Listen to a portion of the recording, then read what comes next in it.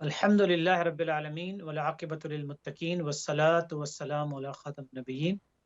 इंतहाई मुअज़्ज़ज़ नाज़रीन व सामिईन, अस्सलामु अलैकुम व रहमतुल्लाहि व बरकातुहू। प्रोग्राम रहमान की रहमत में आपका मेज़बान मोहम्मद रशीद नोमानी इस्लाम चैनल उर्दू पर आपकी खिदमत में हाज़िर है। और हर बुध को इस प्रोग्राम में अल्लाह ताला की किताब कुरान मजीद की सूरतों में से कोई सूरत मुंतखब करके उसके ऊपर हम गुफ्तगू करते हैं, बातचीत करते हैं, उसका तर्जमा, उसकी तफसीर देखते हैं, उसका मुताला करते हैं, उसके ऊपर गौर व फिक्र करते हैं। आज की नशिस्त में जिस सूरत का मुताला हम करने जा रहे हैं वो है सूरह तकासुर।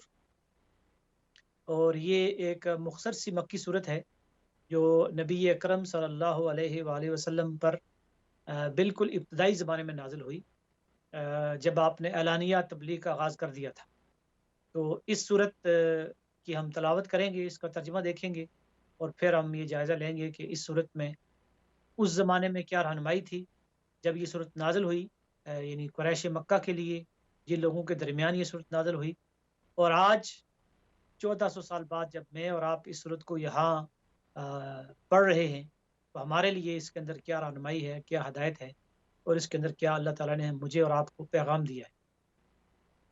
चुनांचे अल्लाह सुब्हानहू व तआला का इरशाद है, अऊज़ु बिल्लाहि मिनश शैतानिर रजीम, बिस्मिल्लाहिर रहमानिर रहीम, अल्हाकुमुत तकासुर हत्ता ज़ुरतुमुल मक़ाबिर, कल्ला सौफ तअलमून, सुम्मा कल्ला सौफ तअलमून, कल्ला लौ तअलमून इल्मल यक़ीन, लतरवुन्नल जहीम, सुम्मा लतरवुन्नहा ऐनल यक़ीन, सुम्मा लतुस्अलुन्न यौमइज़िन अनिन नईम। सदक़ल्लाहुल अलीयुल अज़ीम। अल्लाह ताला का इरशाद है कि अल्हाकुमुत तकासुर, तुम लोगों को कसरत के साथ ज़्यादा से ज़्यादा दुनिया हासिल करने की ख्वाहिश ने गाफिल कर दिया है। हत्ता ज़ुरतुमुल मक़ाबिर, और दुनिया हासिल करने की इस दौड़ में तुम इतने मसरूफ़ हो कि तुमने कब्रें जा देखी, यानी तुम कब्र तक पहुँच गए, बुढ़ापे में पहुँच गए।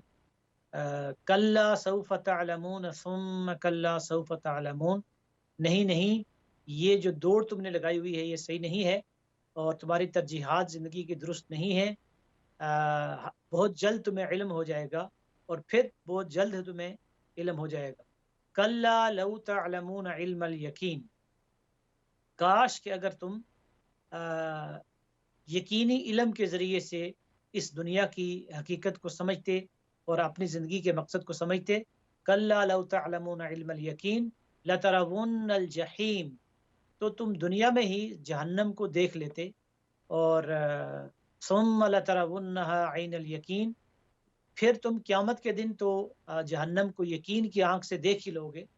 सुम्मा लतुस्अलुन्न यौमइज़िन अनिन नईम, और फिर उस दिन तुमसे तुम्हें जो नेमतें दी गई हैं, जो अल्लाह ताला ने तुम्हारे पर इनायत की हैं, उनके बारे में तुमसे ज़रूर ज़रूर लाज़मन यकीनन तुमसे उन नेमतों के बारे में सवाल किया जाए। अब हम इसकी पहली आयत को लेते हैं जिसमें कहा गया है अल्हाकुमुत तकासुर, तुम सब लोगों को गफलत में डाल दिया है ज़्यादा से ज़्यादा कसरत से दुनिया हासिल करने की ख्वाहिश। इसमें जो पहला लफ्ज़ है उसको हम उसका तज़किया करते हैं अल्हा युल्ही। अरबी ज़बान में कहते हैं कि जब कोई बहुत ही अहम काम हमारे ज़िम्मे लगाया गया हो, तो उस काम को हमने करना हो, हमारी ड्यूटी हो, ज़िम्मेदारी हो, हमारा फ़र्ज़ हो और वो हमारे लिए बहुत ही अहम हो, लेकिन उस काम को हम भूल जाएँ और एक बहुत ही कमतर और घटिया काम में मशगूल हो जाएँ जिसकी अहमियत ना हो। यानी ज़्यादा अहम काम को छोड़ दें, ज़्यादा अहमियत वाले काम को छोड़ दें और एक कम दर्जे के काम को करना शुरू कर दें। इसकी मिसाल ऐसे है कि जैसे एक शख्स ने एयरपोर्ट पे जाके फ़्लाइट पकड़नी है, तो वो उसके लिए तैयारी के बजाय वो घर में बैठकर वो नाश्ता करता रहे, खाना खाता रहे या बेड में सोया रहे या कोई भी इस तरह की एक्टिविटी करता रहे। या जैसे कि ख़वातीन हैं, तो उन्होंने कोई प्रोग्राम रखा है या वो घर में खाना पका रही हैं, तो वो उसके बजाय وہ व्हाट्सएप स्टेटस देखना शुरू हो जाएं, मोबाइल फ़ोन पे कोई चीज़ देखना शुरू हो जाएं और उनका खाना जल जाए। तो ये है गफलत कि जब आपका जो असल काम था, यानी फ़्लाइट निकल गई तो बंदा बेड में बैठा रहा या वो नाश्ता करता रहा या कपड़े इस्त्री करता रहा। तो या खाना जल गया और हम किसी और काम में मसरूफ़ हो गए, फ़ोन फ़ोन देखने में, फ़ोन सुनने में या कोई और चीज़ देखने में। इसको अरबी में कहते हैं अल-हायुल-ही, यानी अहम काम जो था, बड़ा काम जो था वो छोड़ दिया और जो एक मामूली काम था उसको तरजीह दे दी। और ये किस वजह से हुआ? अत-तकासुर, तकासुर की वजह से हुआ। यानी इंसान के अंदर जो जज़्बात हैं, इमोशंस हैं, पोटेंशियल्स हैं, उसमें एक जज़्बा ये है कि इंसान कुछ चीज़ों की ज़रूरत पड़ती है दुनिया में ज़िंदगी गुज़ारने के लिए। लेकिन उसमें ये है कि एक होती है ज़रूरत कि हमें 2 वक़्त का खाना चाहिए, हमें सर पे एक छत चाहिए, जिस्म ढाँपने के लिए लिबास चाहिए, ये हमारी ज़रूरत है। लेकिन फिर होता ये है कि एक लिबास या 2 वक़्त के खाने या एक छत के बजाय हम चाहते हैं कि 10 मकान हों, 50 जोड़े हों और साथ-साथ लिबास ढाँकने के बजाय कुछ ज़ेवरात भी हो जाएँ, फिर कुछ अय्याशी के लिए कुछ लग्ज़रीज़ भी हों। वो यानी ज़रूरत से बढ़कर फिर वो लालच और हिर्स बढ़ता चला जाता है। तो तकासुर ये है कि अ, कसरत की ख़्वाहिश की जाए, यानी थोड़े पे राज़ी ना हुआ जाए। तो फरमाया कि अल्हाकुमुत तकासुर, तुम सब लोगों को कसरत की ख़्वाहिश ने गाफ़िल कर दिया। और यहाँ सबको मुख़ातब किया गया है। यहाँ ऐसा नहीं कहा गया कि ज़ाहिर है कि जब ये सूरत नाज़िल हुई 5 नबवी में, उस वक़्त नबी अकरम सल्लल्लाहु अलैहि वसल्लम के सामने जो लोग थे वो तो कुरैश मक्का थे और उनके अंदर ये बीमारी बड़ी वाज़ेह थी कि वो ज़्यादा से ज़्यादा दौलत के अंबार लगाने, दौलत जमा करने और इसी तरह अपने स्टेटस, अपने ओहदे को बढ़ाने की फ़िक्र में लगे हुए थे। लेकिन यहाँ पर मुशरिकीन नहीं कहा गया, मुनाफ़िकीन नहीं कहा गया, बल्कि कहा गया कि तुम, इसमें गोया कि सारे इंसान शामिल हो जाते हैं कि इसमें मोमिन, काफ़िर, मुशरिक सब लोगों को मुखातब कर दिया गया है। नेक लिहाज से बहुत ही जामे खिताब है कि अल्हाकुमुत तकासुर, तुम सब लोगों को कसरत की इस ख्वाहिश ने गाफिल कर दिया है। अब ये जो दुनिया कमाने की ख्वाहिश है, ये दरअसल एक मुस्बत ख्वाहिश है, लेकिन इसके लिए अल्लाह ताला ने कुछ हदूद मुकर्रर कर दी है। इसमें पहली हद ये है कि इतना दुनिया कमाई जाए, इतना दुनिया के लिए काम किया जाए जितनी हमारी ज़रूरत हो। यानी 2 वक़्त का खाना, एक लिबास, एक छत। और दूसरा ये कि इसमें दुनिया कमाते हुए हलाल तरीके से इसको कमाया जाए। इसमें किसी पे ज़ुल्म ना किया जाए, ज़्यादती ना की जाए, झूठ ना बोला जाए, धोखा ना दिया जाए, करप्शन ना की जाए। तो इस तरीके से अगर दुनिया कमाई जाए तो फिर ये दुरुस्त है। लेकिन ज़ाहिर है कि जब इंसान लालच में पड़ता है, हिर्स की बीमारी उसके अंदर आती है, तो फिर वो ये दोनों जो अल्लाह ताला ने असूल दिए हैं, इनको भूल जाता है। एक तो ये है कि वो दुनिया की ही दौड़ में लग जाता है। एक मकान के बाद दूसरा मकान, एक गाड़ी के बाद दूसरी गाड़ी, एक ओहदे के बाद उससे अगला ओहदा, एक डिग्री के बाद उससे अगली डिग्री और एक ड्रेस के बाद दूसरा, तीसरा ड्रेस और ज़ेवरात के एक सेट के बाद फिर एक और सेट और नया से नया और अच्छे से अच्छा और बेहतर से बेहतर, जिसको आजकल हम मयार ज़िंदगी कहते हैं, स्टैंडर्ड ऑफ द लाइफ कहते हैं, उसी की दौड़ में हम लगे रहते हैं।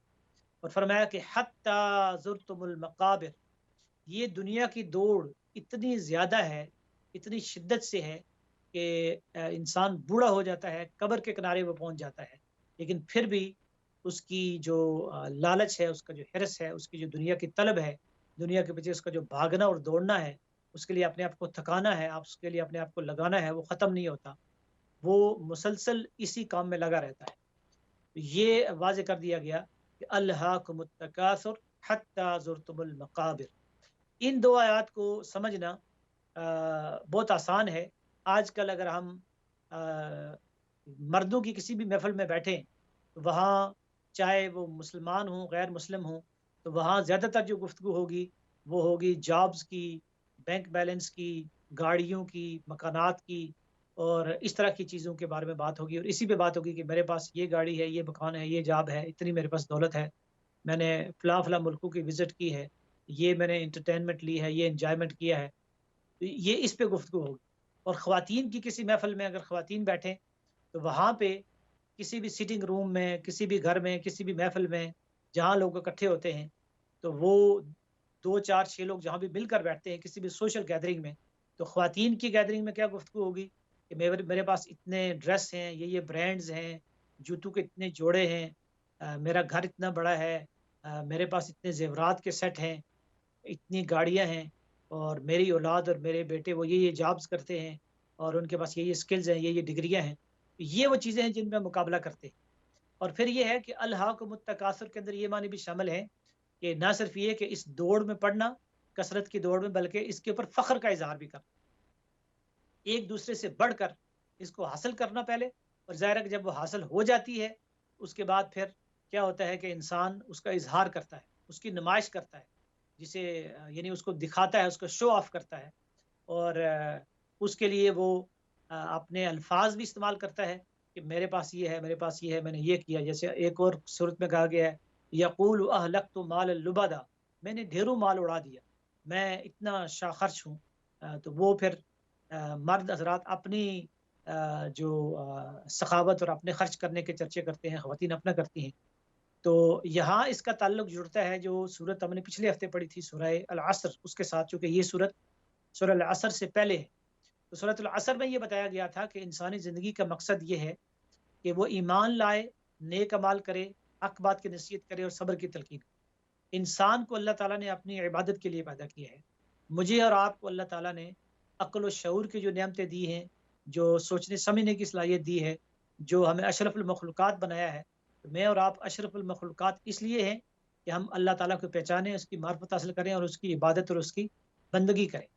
اس مقام بلند سے جب انسان نیچے گرتا ہے تو یہ پہلا درجہ یہ ہے کہ وہ، اس کی ترجیح ایمان لانا نہیں ہوتی، اس کا وقت، اس کی محنت، اس کی سٹرگل اور اس کی کوششیں ایمان اور اعمال صالح کے لیے نہیں ہوتی، اس کی کوششیں حق بات کی نصیحت کرنے کے لیے نہیں ہوتی، اس کا وقت اور سرمایہ صبر کے اوپر نہیں لگتا، بلکہ وہ دنیا کمانے کے لیے صرف دنیا کی دوڑ میں ہی وہ لگا رہتا ہے۔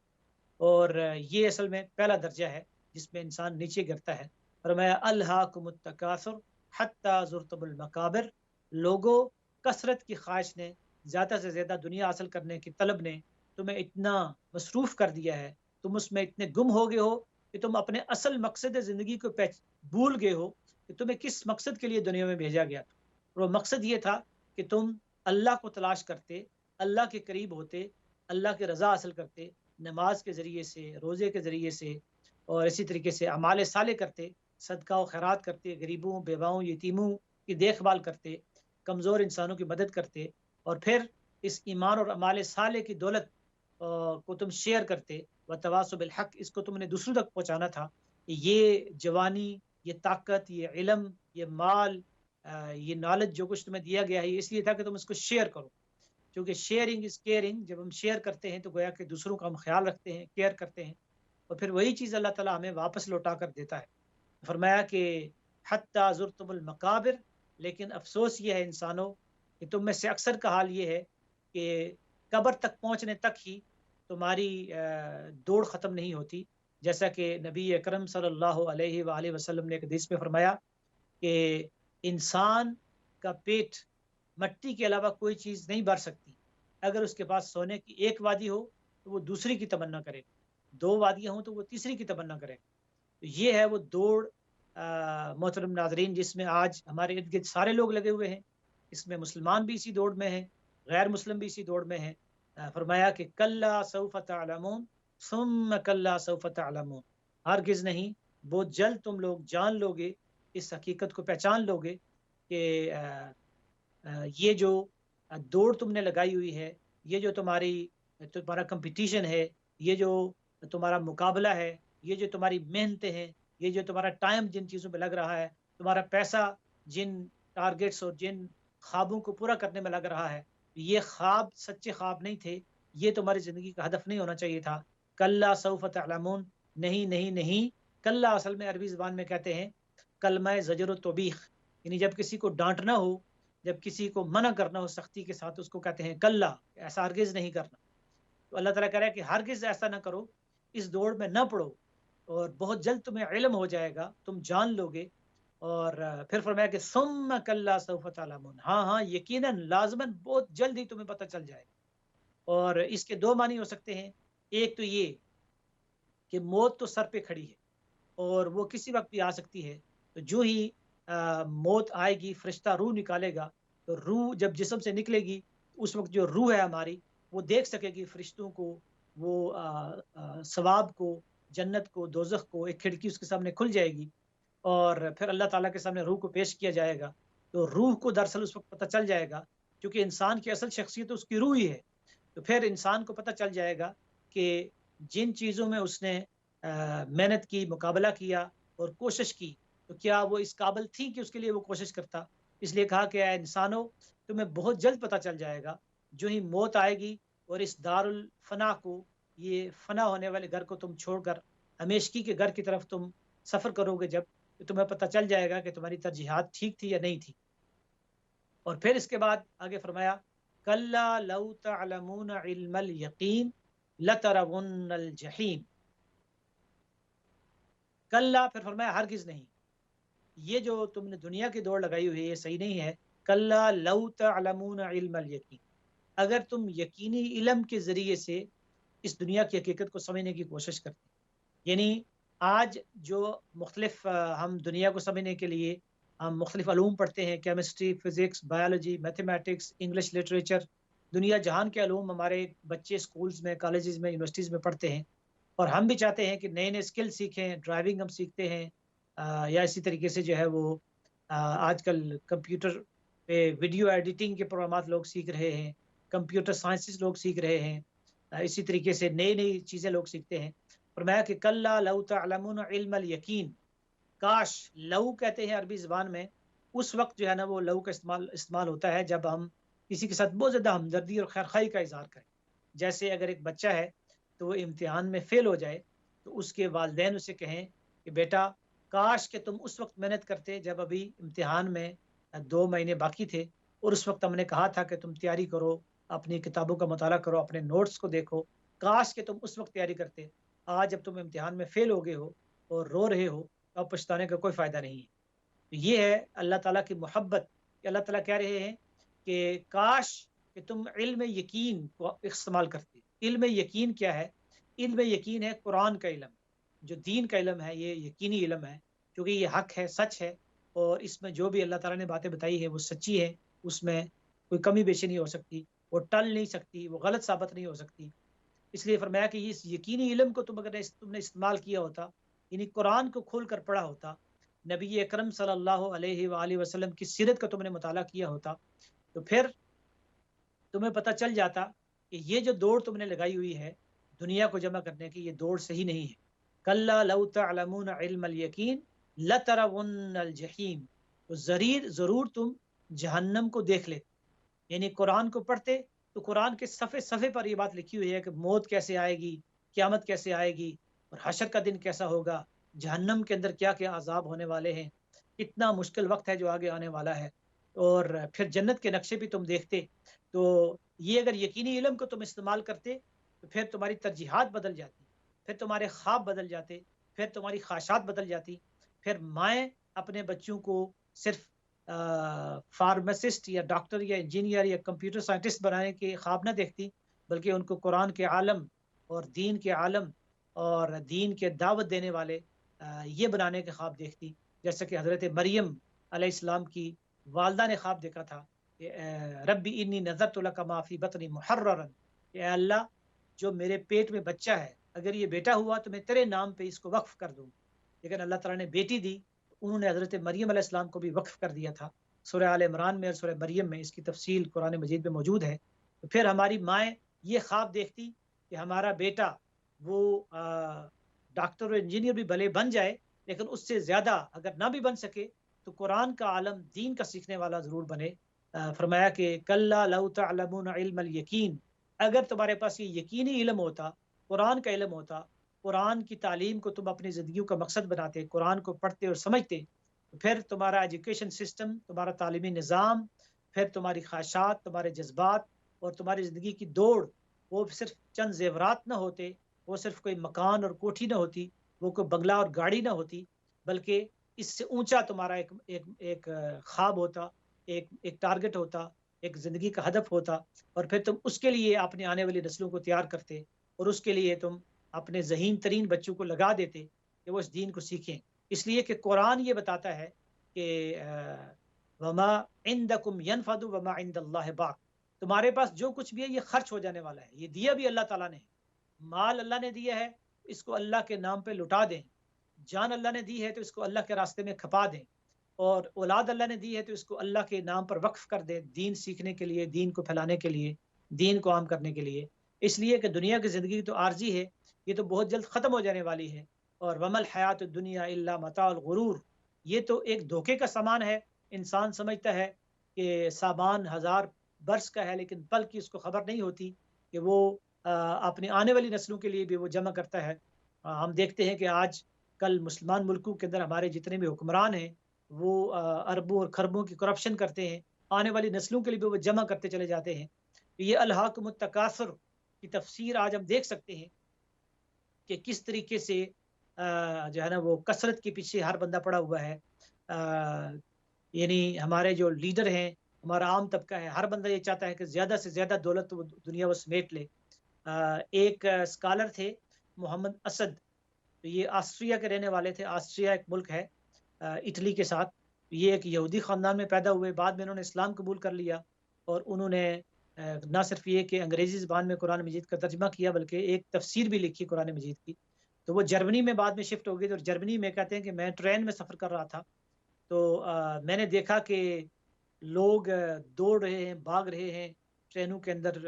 वो खाने पीने की चीज़ें उन्होंने साथ रखी हुई हैं। हर शख्स के चेहरे के ऊपर एक तरह की बेचैनी है, बेकरारी है, परेशानी है। और मुख्तलिफ नौकरियों के लिए, जॉब्स के लिए लोग तेज़ी के साथ जा रहे हैं। जैसे आजकल अगर आप लंदन अंडरग्राउंड में चले जाएँ तो देखेंगे कि कोई शख्स खड़ा होकर नाश्ता कर रहा है, कोई जो है ना वो गाड़ी चलाते हुए अ, वो चाय पी रहा है।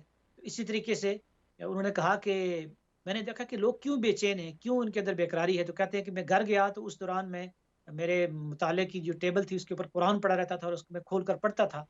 तो उसमें मैंने जो ही कुरान खोला तो ये सूरत मेरे सामने आई, अल्हाकुमुत तकासुर, लोगों को ज़्यादा से ज़्यादा दुनिया जमा करने की ख्वाहिश ने गाफिल कर दिया है। कहते हैं कि मेरे दिल ने गवाही दी कि ये कुरान वाक़ई अल्लाह ताला का सच्चा कलाम है, जो 1400 साल पहले नाज़िल हुआ। लेकिन आज इतने अरसे बाद भी जो इंसानों की नफ्सियात है, इंसानों की फितरत है, उसको अल्लाह ताला ने कितने वाज़ेह तौर पर बयान कर दिया है कि अल्हाकुमुत तकासुर हत्ता ज़ुरतुमुल मकाबिर, कि लोगों को कसरत की ख्वाहिश ने, ज़्यादा से ज़्यादा माल और दौलत जमा करने, समेटने और इसमें फ़ख्र जताने, एक दूसरे से आगे बढ़ने और इसके ऊपर फ़ख्र का इज़हार करने की ख्वाहिश ने उन्हें हलाक कर दिया है, उन्हें गाफिल कर दिया है, अपने असल मकसद ज़िंदगी को वो भूल गए हैं। यहाँ तक कि वो कब्र के गाड़े गड़े तक पहुँच गए। यानी इंसान जवानी जिन चीज़ों में सर्फ करता है, अगर वो जवानी में सिर्फ किसी कारोबार में था तो बुढ़ापे भी उसकी सारी तवज्जो कारोबार के ऊपर ही होगी। अगर जवानी में वो कोई जो है ना वो एक्टर था या कोई गुलकार था, तो मरते दम तक उसके गले से गाने निकलते रहेंगे। और अगर वो अपनी जवानी में कुरान की तलावत करने वाला था, कुरान को पढ़ने और पढ़ाने वाला था, तो फिर मरते हुए भी उसकी ज़ुबान से कुरान ही निकलेगा। अगर वो दुनिया में ज़िक्र करने वाला था, नमाज़ पढ़ने वाला था, तो फिर बुढ़ापे के आलम में भी उसको नमाज पढ़े बगैर चैन नहीं मिलेगा। इसलिए ज़िंदगी की हमारी जो भी रूटीन है, जो भी तरजीहात हम जवानी में तय करते हैं, तो बुढ़ापे में भी वही हमारी तरजीहात होती हैं, वही हमारे अमाल होते हैं। अल्लाह सुब्हानहू व तआला ने मुझे और आपको वाज़ेह तौर पर बता दिया है कि ये ज़िंदगी मुख्तसर है और एक बुलंद मकसद है हमारे पेश नज़र, और वो है अल्लाह ताला की इबादत, अल्लाह ताला को पहचानना, अल्लाह ताला की मार्फत हासिल करना और फिर नेक अमाल से अल्लाह ताला को राज़ी करना और फिर इस नेकी की दावत को आम करना। तो हमारे जितनी भी सलाहियतें और नेमतें अल्लाह ताला ने हमें दी हैं, इनका सबसे बेहतरीन इस्तेमाल ये है कि हम कुरान मजीद को पढ़कर जो यकीनी इल्म है, उस यकीनी इल्म से हम आज दुनिया में बैठे हुए जहन्नम को देख लें कि जहन्नम में क्या-क्या अज़ाब होने वाले हैं, और जन्नत के नक्शे हम देखें कुरान मजीद को पढ़कर, जन्नत की हवाएँ हमें मिलें, जन्नत की ठंडक हम महसूस करें आज दुनिया में बैठकर कि जन्नत में क्या-क्या अल्लाह ताला के इनामात होंगे, क्या-क्या अल्लाह ताला की तरफ से नेमतें मिलेंगी। तो अल्लाह ताला हमें तौफ़ीक दे कि हम कुरान मजीद को ना सिर्फ़ ये कि सही पढ़ें, इसको समझें, इसके मुताबिक अमल करें, बल्कि हम इसके पैगाम को आम करें, दूसरों तक पहुँचाएँ। तो अल्लाह सुब्हानहू व तआला से दुआ है कि वो मुझे और आपको कुरान हकीम को पढ़ने, समझने और अमल करने की तौफ़ीक अता फ़रमाए। وآخر دعوانا ان الحمد للہ رب العالمین.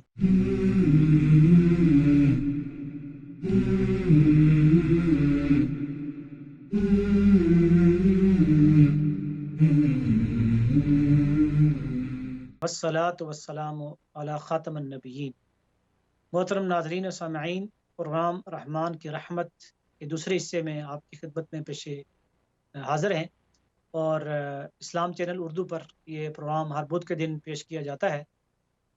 اس حصے میں آپ فون کال کے ذریعے سے فون کر کے سوالات بھی کر سکتے ہیں. امید ہے کہ آپ اس پروگرام میں ہمارے ساتھ شامل ہوں گے. آج ہم جس موضوع پہ گفتگو کر رہے ہیں وہ قرآن مجید کی ایک مختصر سی صورت ہے، اور وہ ہے سورہ تکاثر، جس میں اللہ سبحانہ و تعالیٰ نے میری اور آپ کی زندگی کا ایک بہت بڑا راز ہے جس سے پردہ اٹھایا ہے. اور وہ راز یہ ہے کہ یہ زندگی عارضی ہے، مختصر ہے، لیکن انسان یعنی میں اور آپ اس غلط فہمی میں پڑ جاتے ہیں کہ یہ دنیا کی زندگی ہمیشہ کے لیے ہے، ہم نے ہمیشہ ادھر ہی رہنا ہے. اس کے لیے ہم اپنی زندگی کا جو اصل مقصد ہے اس کو بھول جاتے ہیں.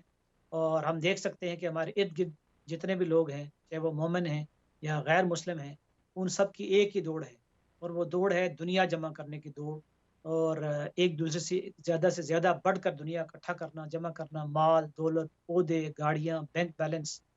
یہ دوڑ ہے جو ہمارے چاروں طرف لگی ہوئی ہے، اور لوگ اس کے لیے بالکل پاگل ہیں، دیوانے ہیں. اس کے لیے لوگ راتوں کو جاگنے کے لیے تیار ہیں. اس کے لیے لوگ بڑے بڑے دور سے سفر کرنے کے لیے آتے ہیں، جان تک دے دیتے ہیں.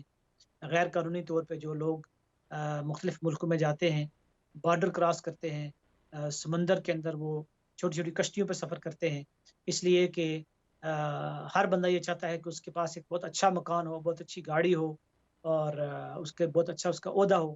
اور پھر اس کے لیے انسان کی غفلت کا یہ عالم ہے کہ وہ دوسرے انسانوں کے حقوق پہ ڈاکہ ڈالتا ہے، ان پہ ظلم کرتا ہے، کرپشن کرتا ہے، رشوت اور سفارش کے ذریعے سے وہ دولت کمانے کی کوشش کرتا ہے.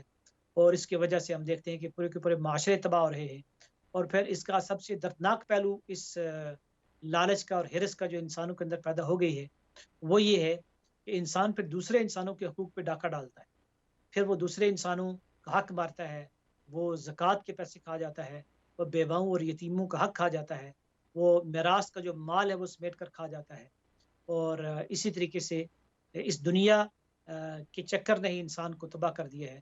نبی اکرم صلی اللہ علیہ وآلہ وسلم کا ارشاد ہے کہ ہر امت کا ایک فتنہ ہوتا ہے، اور میری امت کا فتنہ مال ہے.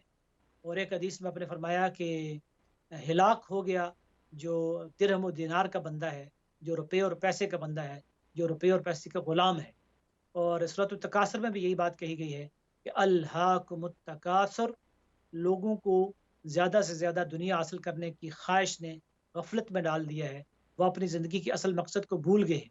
انہیں دنیا میں بھیجا تو اس لیے گیا تھا کہ الا الذین آمنوا وعملوا الصالحات وتواصوا بالحق وتواصوا بالصبر، کہ وہ ایمان لاتے، اللہ تعالیٰ کو پہچانتے، اللہ تعالیٰ کی صفات کو جانتے، اللہ تعالیٰ کی محبت میں اپنے آپ کو سرشار کرتے، اللہ کے رسول صلی اللہ علیہ وسلم کی اتباع کرتے، پیروی کرتے، ان کی محبت اور اطاعت کرتے، اور پھر آخرت کی تیاری کرتے، اور غریبوں، مسکینوں، بیواؤں اور یتیموں کا خیال رکھتے، ان کے سر پہ دست شفقت رکھتے، ان کی ضروریات کو پورا کرتے. جی السلام علیکم. جی کال لے رہے ہیں، ہم بات کریں. ہلو السلام علیکم. جی وعلیکم السلام ورحمۃ مجھے اللہ. آپ کی آواز نہیں آ رہی ہے، سوری، بالکل سنائی نہیں دے رہا آپ کی آواز. جی مفتی ابھی صاحب بولیں، آپ کی مجھے آواز آپ کی آواز سنائی آ نہیں رہی دے. ہے. ہلو جی مفتی صاحب، مجھے آپ کی بالکل آواز سنائی نہیں دے رہی. جی مجھے آواز آ رہی ہے، بات کریں. اچھا جی میرے مفتی صاحب 2 سوال ہیں. ایک تو سوال یہ ہے کہ وہ جو صبح شام کے اذکار ہوتے ہیں، تو وہ تو صبح کے اذکار تو ہم چلے سورج سے پہلے کر لیتے، جیسے اپنے آپ کو کل وغیرہ پڑھ کے اپنے آپ پہ دم کرتے ہیں یا اپنی پروٹیکشن کرتے ہیں. تو شام کو جو ہم کل پڑھتے ہیں، جو اپنی پروٹیکشن کرنی ہوتی ہے، ہم نے شام کے اذکار میں جو آتا ہے، تو کیا وہ ہم مغرب سے پہلے کریں یا مغرب کے بعد کریں، جو ہم نے کل وغیرہ اور شام کے اذکار کرنے ہوتے ہیں نا. تو ایک سوال یہ ہے. دوسرا سوال یہ ہے کہ جب ہم نماز پڑھتے ہیں، اور جیسے میں نے 4 فرض پڑھے، اس کے بعد باقی کی نماز بھی پڑھنی ہے، تو میں نے جو ذکر کرنا ہے نماز کے بعد، جو ہم سبحان اللہ پڑھتے ہیں یا جو بھی اذکار کرتے ہیں، دعائیں مانگتے ہیں، تو کیا میں فرض پڑھنے کے بعد وہ دعائیں مانگ لوں اور پھر باقی کی نماز پڑھوں، یا میں ساری نماز ختم کر لوں اور اس کے بعد بیٹھ کے جو میں نے دعائیں مانگنی ہے اور اذکار کرنے ہیں وہ مجھے کرنے چاہیے؟ ماشاءاللہ جی، بہت اچھے سوالات ہیں۔ پہلا سوال جو آپ کا ہے وہ صبح و شام کے اذکار سے متعلق ہے۔ اس میں اس کا جو بہترین ٹائم ہے وہ فجر کے بعد اور مغرب کی نماز کے بعد ہے، اور اس میں ترتیب یہ ہے کہ اس میں آپ کا جو دوسرا سوال ہے وہ بھی کور ہو جائے گا کسی حد تک، پھر اس کی وضاحت میں الگ سے بھی کر دوں گا کہ جو نبی اکرم صلی اللہ علیہ وآلہ وسلم کی سنت ہے، آپ کا جو طریقہ ہے، ہمارے ماں باپ نبی اکرم صلی اللہ علیہ وسلم پر قربان ہو جائیں کہ انہوں نے بہت ہی بہترین نمونہ ہمارے سامنے چھوڑا ہے کہ فرض نماز کے بعد نبی اکرم صلی اللہ علیہ وآلہ وسلم جب سلام پھیرتے تھے تو پہلا جو جملہ آپ کی زبان سے نکلتا تھا وہ تھا استغفر اللہ، نہیں اللہ اکبر۔ پہلے آپ کہتے تھے اللہ اکبر، اور میں سب سے پہلے کہنا چاہیے اللہ اکبر، پھر کہنا چاہیے استغفر اللہ استغفر اللہ استغفر اللہ۔ اب اس میں حکمت یہ ہے کہ ہم نے نماز پڑھ کے نیکی کا کام کیا، کوئی گناہ نہیں کیا کہ ہم استغفار پڑھیں۔ ہمارے یہاں یہ سمجھا جاتا ہے کہ استغفار جب کوئی گناہ کا کام ہو تو اس وقت پڑھنا چاہیے۔ استغفار کا مطلب یہاں یہ ہے کہ نماز جیسے میں نے پڑھنی تھی ویسا حق ادا نہیں ہو سکا، وہ خشوع و خضوع حاصل نہیں ہو سکا، وہ اللہ تعالیٰ کی حضوری اور اللہ تعالیٰ کے جو احسان کی کیفیت ہے وہ پیدا نہیں ہو سکی کہ اللہ کو دیکھ رہے ہیں یا اللہ مجھے دیکھ رہا ہے۔ تو جو کمی و کوتاہی رہ گئی ہے اس نماز کے اندر، عبادت کا حق ادا نہیں ہوا، اس پہ ہم استغفار کرتے ہیں۔ اس کے فوراً بعد جو ہے نا، جو پہلا ذکر ہے وہ ہے آیت الکرسی۔ نبی اکرم صلی اللہ علیہ وسلم کا یہ ارشاد ہے، اوتھینٹک حدیث ہے کہ جو شخص فرض نماز کے بعد فوراً آیت الکرسی پڑھتا ہے تو اس کے اور جنت کے درمیان صرف موت کا فاصلہ ہے، یعنی وہ بندہ یا وہ مومن مرد ہو یا عورت ہو، وہ اگر اس کا انتقال ہو جاتا ہے تو پھر وہ یعنی جنت میں اس کو داخل کیا جائے گا۔ یعنی آیت الکرسی کی اتنی فضیلت ہے نماز کے فوراً بعد۔ تو فرض کے فوراً بعد، جیسے آپ نے دوسرے سوال میں بھی پوچھا ہے، تو مغرب کے بعد پہلے بہتر یہ ہے کہ آپ جو ہے نا وہ پہلے فرض کے بعد جو ہے وہ یہ آیت الکرسی پڑھ لیں۔ اس کے بعد پھر جو اگلا عمل تھا فرض کے بعد نبی اکرم صلی اللہ علیہ وسلم کا، وہ ہے 33 دفعہ سبحان اللہ، 33 دفعہ الحمدللہ اور 33 دفعہ اللہ اکبر۔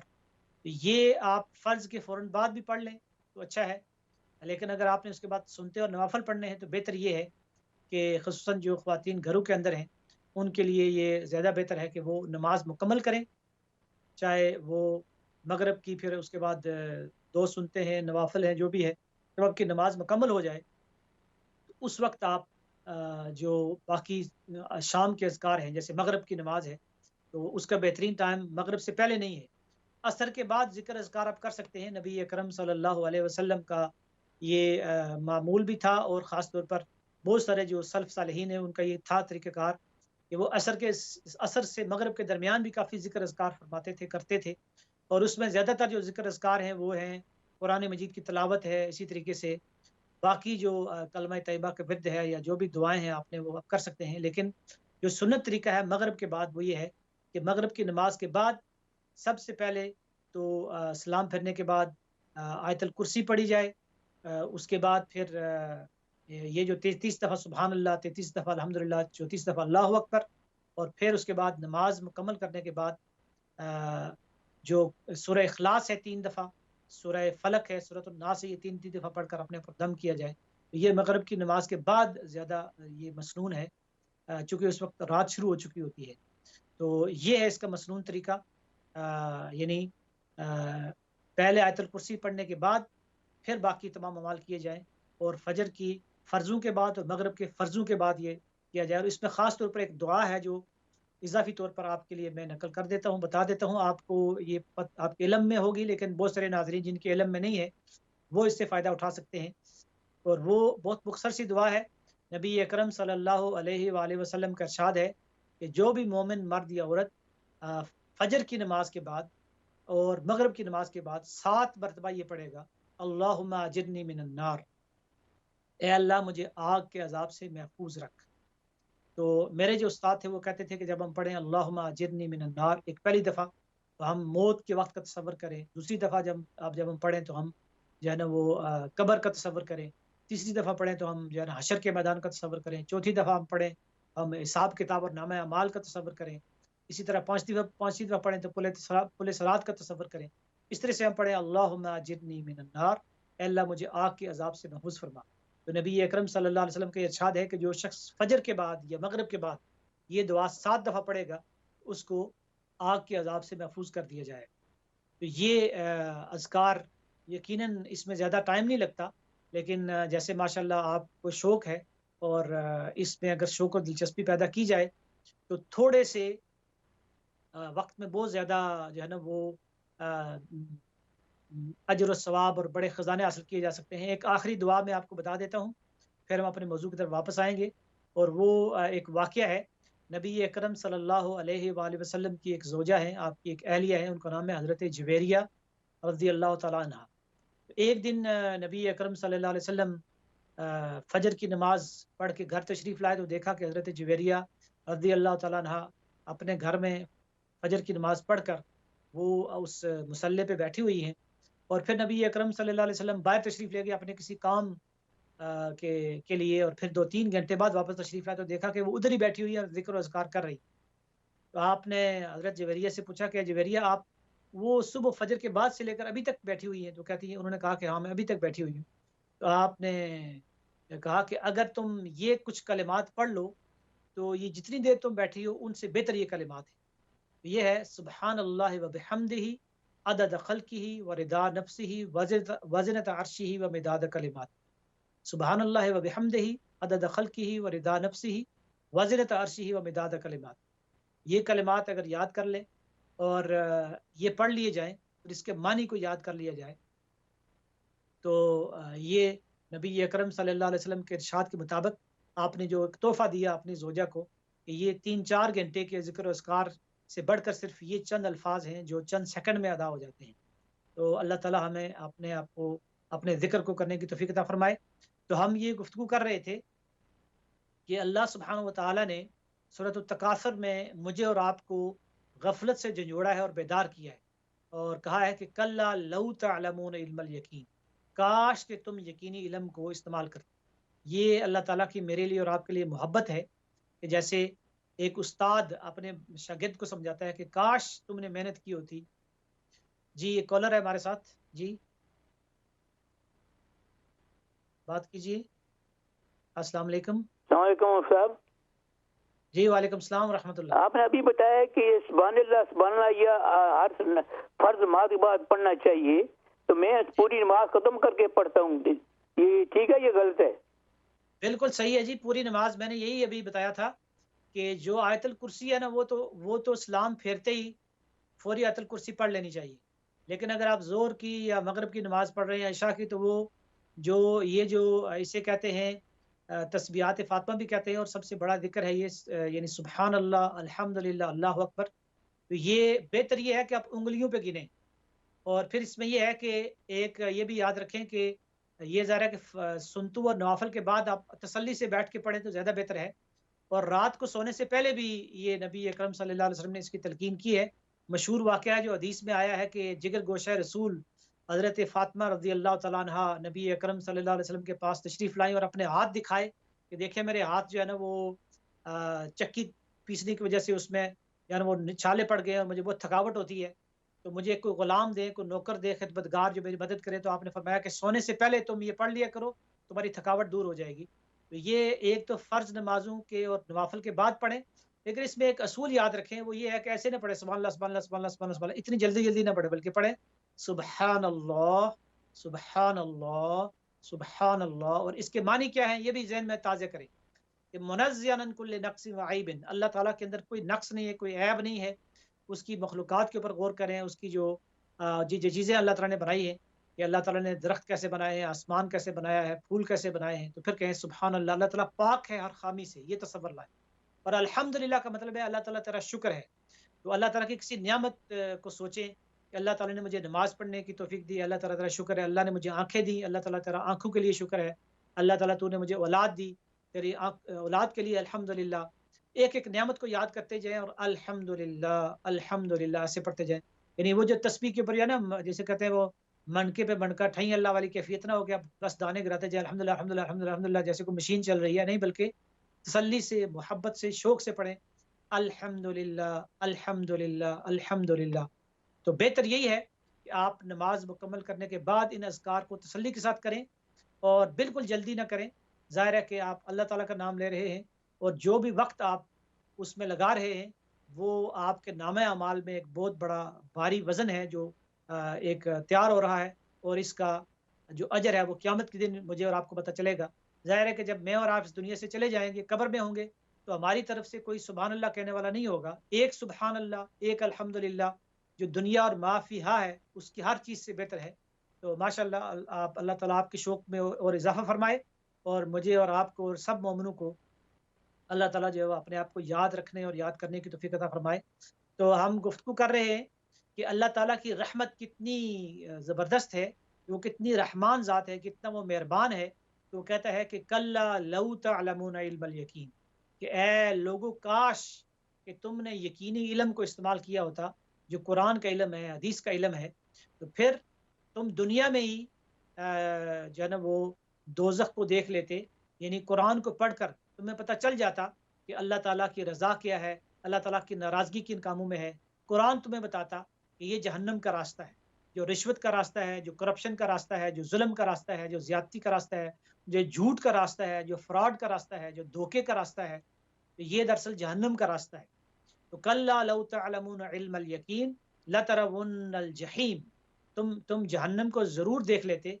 तुम्हें नजर आ जाता कि यतीम के माल को अगर मैंने खाया तो मैंने अपने पेट में आग भरी, और हराम माल अगर मैंने खाया तो गोया मैंने अंगारे अपने पेट में भरे, और ये आग है। तो तुम दुनिया में ही जहन्नम को अपनी आंखों से देख लेते।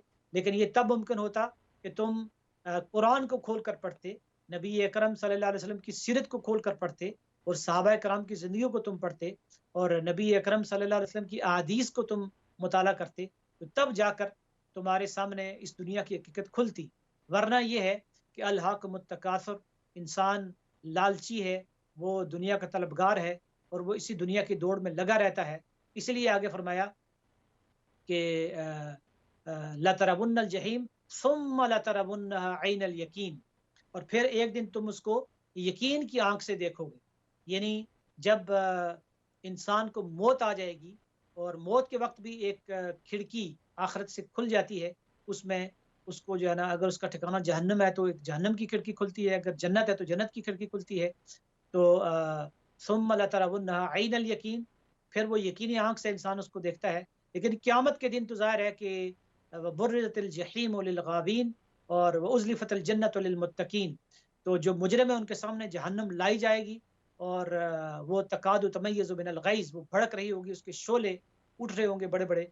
अल्लाहुम्मा अजिरना मिनन नार, अल्लाह ताला मुझे और आपको आग के अजाब से महफूज रखे। फरमाया कि क़यामत के दिन तुम उसको यकीनी इल्म की हैसियत से देख सको, उसको अपने सर की आंखों से देख लो। तो ये असल में तीन दर्जे हैं। एक है इल्मुल यकीन, और दूसरा है आइनुल यकीन, और तीसरा है हक़ुल यकीन। तो इल्मुल यकीन ये होता है कि मैंने आपको बताया या आपने कुरान मजीद में पढ़ा कि झूठ बोलने का, हराम खाने का, जुल्म करने का की ये सज़ा है, या ये मैंने आपको बताया कि आग जलाती है तो आपने मान लिया, तो ये इल्मुल यकीन है। फिर ये है कि आइनुल यकीन ये है कि आपने देखा कि आग जल रही है और उसमें आपने लकड़ी डाली, तो लकड़ी ने आग को जला डाला, तो आपको आइनुल यकीन, आपकी आंखों को यकीन हो गया कि आग वाकई जलाती है। अब आपका जो इल्म है वो आइनुल यकीन के अंदर बदल गया। लेकिन फिर हक़ुल यकीन ये है कि अगर आप अपना हाथ आग के करीब करें, आपको सख्त तपश हो या आपको जलन हो, तो ये आपको हक़ुल यकीन हो जाएगा कि वाकई आग जलाती है, आपने उसका तजर्बा कर लिया है। तो ये है दरअसल अल्लाह ताला ने दुनिया में बताया है कि एक तो जो अम्बिया और रसूल हैं, उनके ज़रिए से जब हमें पता चलता है कि बुराई करने के ये नुकसान है, तो ये इल्मुल यकीन है। और उसके बाद फिर जब हम मज़ीद कुरान और हदीस का मुताला करते हैं और नेक लोगों की सोबत में बैठते हैं, और फिर लोगों के अमाल को देखते हैं कि किसी शख्स ने जुर्म किया, गुनाह किया, उसको सज़ा मिली, तो फिर हमें हमें उसको देख कर आइनुल यकीन हो जाता है। लेकिन फिर हक़ुल यकीन जबकि क़यामत के दिन होगा, जब हमारे सामने वो जहन्नम दहकाई जाएगी, और उस दिन इंसान ये कहेगा कि रब्बिरजिई लअल्ली अअमलु सालिहा, ए अल्लाह मुझे दुनिया में एक दफ़ा वापस भेज दे, फिर मैं नेक अमल करूँगा। उस वक़्त अल्लाह ताला कहेगा कल्ला, हरगिज़ नहीं, अब तुम्हें दुनिया में वापस नहीं पलटाया जाएगा। اور وہاں ایک سورہ فجر میں یہ ہے کہ وہ کہے گا یقول یا لیتنی قدمت لحیاتی، انسان یہ کہے گا کہ کاش میں نے آج کے دن کے لیے، اس دن انسان یہ کہے گا کہ کاش میں نے آج کے دن کے لیے کوئی عمل کیا ہوتا. یقول یا لیتنی قدمت لحیاتی، کہ اے کاش میں نے یہ دنیا کی دوڑ نہ لگائی ہوتی، دنیا کی جو چیزیں ہیں ان کو جمع کرنے کے لیے میں نے کوششیں نہ کی ہوتی. اور اسی طریقے سے آگے فرمایا کہ ثم لتسألن یومئذ عن النعیم، اور اس دن قیامت کے دن جب میں اور آپ اللہ تعالیٰ کے سامنے پیش ہوں گے تو اللہ تعالیٰ فرماتے ہیں کہ اس دن لتسألن، تم سے ضرور ضرور ضرور لازماً یقیناً سوال کیا جائے گا، یومئذ، اس دن، اس عظیم دن میں، عن النعیم، تمام نعمتوں کے بارے میں. اللہ تعالیٰ نے جو مجھے اور آپ کو نعمتیں دی ہیں، ان نعمتوں کو ہم شمار نہیں کر سکتے. وَإِن تَعُدُّوا نِعْمَةَ اللَّهِ لَا تُحْصُوهَا، اگر اللہ تعالیٰ نے جو نعمتیں مجھے اور آپ کو دی ہیں ان کو ہم گننا چاہیں، ان کی ایک لسٹ بنانا چاہیں تو ہماری لسٹ ختم ہو جائے گی، وہ نعمتیں ختم نہیں ہوں گی. تو معزز ناظرین و سامعین، مجھے اور آپ کو اللہ تعالیٰ نے جو نعمتیں دی ہیں اس میں ہمارے پاس علم ہے، ہمارے پاس مال ہے، ہمارے پاس زندگی ہے، ہمارے پاس اولاد ہے. تو یہ ساری نعمتیں، ان کے بارے میں اللہ تعالیٰ سوال کرے گا، یہ تم نے یہ نعمتیں کہاں خرچ کی ہیں؟ جیسا کہ نبی اکرم صلی اللہ علیہ وآلہ وسلم کی حدیث ہے کہ قیامت کے دن اللہ کے دربار سے ایک بندے کے قدم اس وقت تک نہیں ہٹ سکیں گے جب تک کہ وہ 5 چیزوں کے بارے میں جواب نہ دے. پہلی چیز یہ ہے کہ اسے کہا جائے گا کہ تم نے جو ہے نا وہ اپنی زندگی کہاں گزاری، زندگی کے بارے میں سوال کیا جائے گا، پوری زندگی کے بارے میں. دوسرا سوال ہوگا جوانی کے بارے میں کہ تم نے جوانی کہاں کھپائی، کن کاموں میں لگائی. اور تیسرا سوال ہوگا کہ مال کہاں سے کمایا، حلال طریقے سے کمایا یا حرام طریقے سے کمایا. اور چوتھا سوال یہ ہوگا کہ مال کہاں خرچ کیا، یعنی نیکی کے کام کے لیے خرچ کیا یا دکھاوے کے لیے خرچ کیا. اور پانچواں سوال یہ ہوگا کہ جو علم ہم نے تمہیں دیا تھا اس کے مطابق کتنا عمل کیا. تو علم حاصل کرنا ایک فرض ہے، ذمہ داری ہے. بعض لوگ کہتے ہیں کہ علم حاصل نہیں کرنا چاہیے ورنہ سوال کیا جائے گا. تو سوال تو ضرور ہوگا. ثم لتسألن یومئذ عن النعیم، تو قیامت کے دن اللہ سبحانہ وتعالیٰ مجھ سے اور آپ سے نعمتوں کے بارے میں سوال کرے گا. تو معزز ناظرین و سامعین، آج پروگرام رحمان کی رحمت میں ہم نے سورہ تکاثر کا مطالعہ کیا ہے، جو قرآن مجید کی ایک مختصر سی چھوٹی سی صورت ہے، لیکن اس میں اللہ تعالیٰ نے مجھے اور آپ کو بہت ہی محبت سے، شفقت سے یہ بتایا ہے کہ میری اور آپ کی دوڑ کا اصل میدان دنیا جمع کرنا، اکٹھی کرنا نہیں ہے، بلکہ ہمارا جو اصل زندگی کا مقصد ہے وہ اللہ تعالیٰ کی معرفت ہے، ایمان لانا ہے، اعمال صالح کرنا ہے، حق بات کی نصیحت کرنا ہے، صبر کی تلقین کرنا ہے.